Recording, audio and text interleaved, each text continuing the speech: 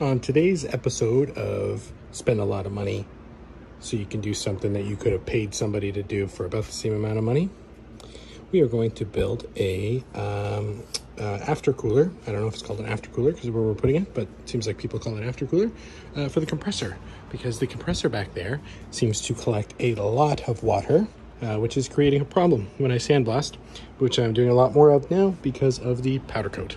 So moral of the story is, if you want your stuff to look fancy, you got to spend a buttload of money or pay somebody a buttload of money. So at least this way, once it's done, I can do more stuff in the future. So the main goal here, I've done a lot of research, a lot of looking, and I feel like I've done a lot of research. You can buy a unit that does this for, $1,000. You can buy an after cooler that comes after the tank that pulls the moisture out for, once again, $1,000+. Usually about $2,500, it seems like. Find a used one for about $1,013.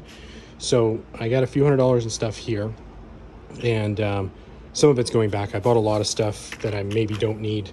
Bought a bunch of extra stuff, once again, just to make sure I'm good. Also got some copper pipe over there. But the main goal is to get the air that's coming out of the tank here, out of the compressor here, and get it cooled and condensed and water evacuated before it goes into the tank. And then afterwards, it can go through the normal dryer system. And I'll probably put a decant, I can't say it right, dryer after that as well, just to help with any extra little bits. Because right now, the way all these compressors work is the air coming out of the compressor head is at 100 degrees Celsius, 200 degrees Fahrenheit. And then when it goes in the tank, it comes all the way out and it cools out. You're shooting it out the gun or whatever out of the nozzle. When you do that a lot, the air that's coming back out is so cooled that the water condenses back out, and then you have a ton of water come out. It also puts water on the tank too, obviously, and that's why the bottom of the tank gets full of water. So the main goal to resolve this is to take the air from there, cool it, condense the water back down, and then have a water trap that catches that water before it even goes into the tank. So the way we're going to do that is take the hot air from the compressor, run it into this rad condenser, whatever you want to call it. I just stole it out of an old dehumidifier, which I might use the fan housing as well. And we're going to run it through there, and then we're going to run it down a piece of copper pipe, 1/2-inch copper. Size of this doesn't really matter too much because it's just a compressor side. Most of this is 3/8, which is the same size that the compressor's running. It does look like it's got quarter coming in, which is fine. I'm not going to mess with that because I'm not good at brazing. But we run it through there and then run it down a copper pipe to a drop leg with a ball valve that'll catch a good vast majority of the water, and then run that back up. So down, ball valve, and then about 8 inches up, so the water has some more to collect. We'll run over with a T and then back up to a water separator. I got the big unit because it was on sale and it was only $10 more than getting the other one, blah, blah, blah. But this is also an auto drain. So when the pressure goes low, it automatically opens that and drains the water out, which will be ideal because on the compressor side, it then runs back up and into the check valve. And by doing that, that means whenever it's done compressing, the check valve will stop, the compressor will stop, and then it will slowly leak the air back out through the compressor until the whole system's drained low enough that the bottom drain there goes ahead and opens and drains all the water out. So it'll just do that cycle after cycle. And then eventually, every once in a while, I have to go over to the ball valve and just let whatever collected water out there. That's the goal. So stay tuned. We're going to put this all together and see what happens. Bit of an update. So this is a buddy of mine stopped by and he suggested to do this. You run this down, put the fitting part way up, so the fitting actually is above the T, therefore blows the water down. The air has to come back up past this tube. So I'll show you what it looks like on, but I think it's a genius idea. Okay, so here's how this works. That part's going to be the air outlet, and you can see that the tube runs way past it, meaning the water would physically have to travel past. Way better than what I was going to do. What I was going to do was have this T quite a bit lower and then come back up just so it was more travel. But this is definitely a better way because now the air is going to be forcing the water down constantly. This might help more than anything. This is the most genius idea. I've seen other people make something similar. I just didn't even occur to me to do it right here with what I was already doing. because I was already putting this line on the top of this. I was just going to stop it there. This is genius. That's all I got to say. All right, so here's what we got. Coming out of the compressor head into the rad. It was also recommended to close this in so it sucks all the air through. Put it here because of the fan on there, just to reutilize that. And then out of the rad into that pipe that comes down. It's down to about here. And then down all the rest of the way out to the ball valve. And I also added a better ball valve for the bottom so it's easier to deal with. So then the air would actually travel out of here, loop back up and back out to the T through the water trap. This is an automatic drain. So you can see when there's no pressure in it, it's actually open. As soon as it builds some pressure, it closes up. And I think that's going to be sweet because every time the compressor shuts off, the pressure will leak back out of the head and open this up. And then out of here, I got this flex braided line just because it seemed like the super easiest thing. It was like 20 bucks. I think it's a water line, but pretty sure it'll work just fine. And then into the original check valve. So I'm about to turn it on and see how it operates. I did put some Loctite thread sealant on all the joints that I did. So that should hopefully do good. So we'll turn it on and give it a go.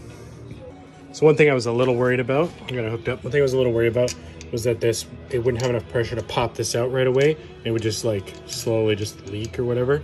But I'm gonna turn it on, it's gonna get really loud. You won't be able to hear me. You see it pops right out.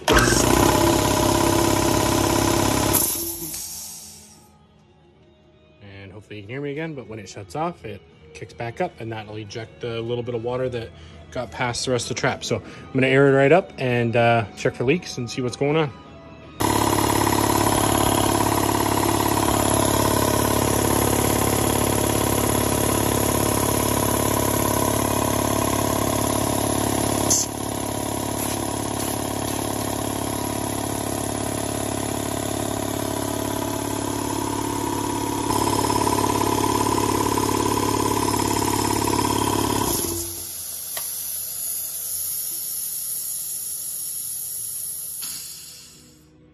That's the plan right there. So you can see it already fills up quite a bit. Hasn't even reached 50 pounds. But somewhat warm, super hot. Something's leaking. I'll have to fight it.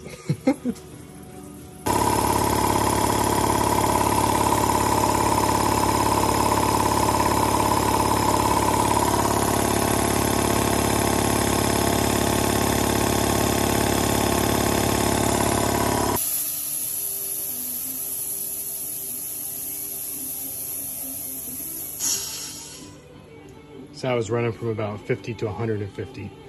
So about 100 PSI I had added in, dropped that much water. Got a little leak down here I'm working through. Oh, no, never mind.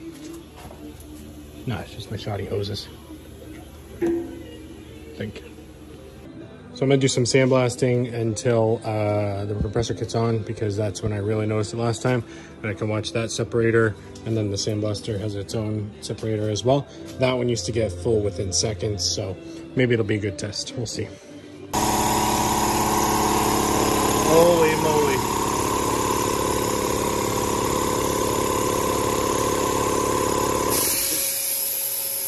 Watch this. I've been sandblasting for about an hour. Look at all the water. That's a lot. Also,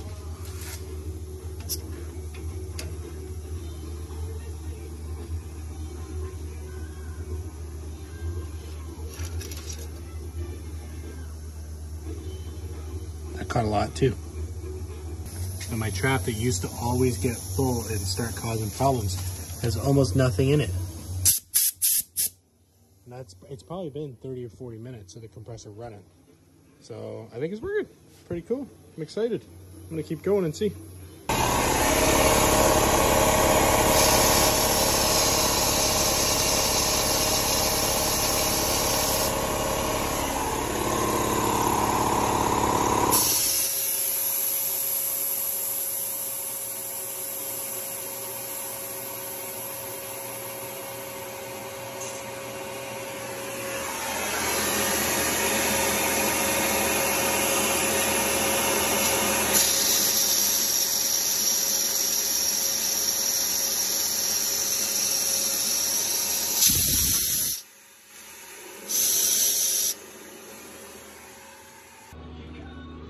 So that's what I sandblasted. I am pretty sure it was about an hour. And that was all the water that came out, which was very little in the tank and a lot out of the drop leg, and clearly a ton out of the water trap. There was almost nothing in the additional water trap that I use here, but there was some. And to my knowledge, nothing came out the gun. And I don't know about this one up here. It might have some in it as well.